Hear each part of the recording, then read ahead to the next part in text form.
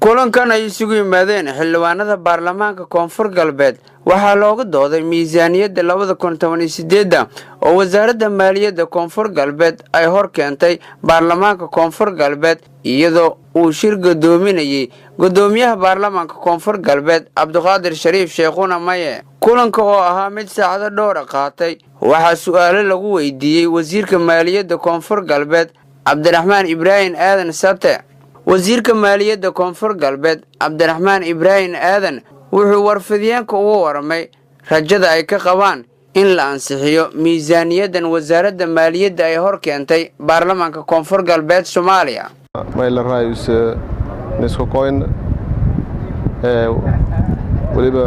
uno wasaaradii maaliyadda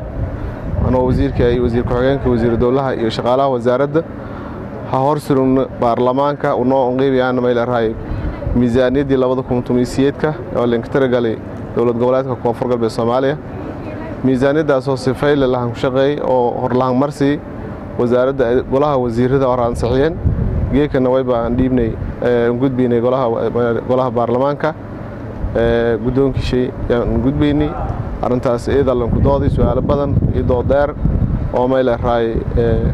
golaha baarlamaanka ama xildhibaanada baarlamaanka Norwegian walbadana ku jawaabnay insha Allah wayba haysadaana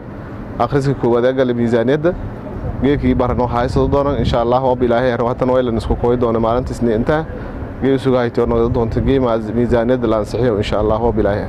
xaqiiqdii eedeedan kalsoona miisaaniyadda miisaaniyadda wayba miisaaniyad muddo badan la shaqeeyay أنا إسلام ميزانية ما إلى رأي حقائق فديدو وأنا ميزانية والأنفع والتردون تود دولات كونفرق بالصوماليا ويبقى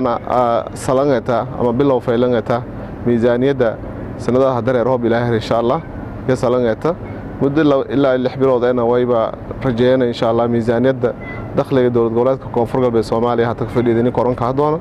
إن شاء الله قولها برلمان كانوا يكسرون إني عن صحيح دورن جيس ننتهي إن شاء الله بالآخر. علي الياس عبد الله TV هون كابل مقالة بيدو.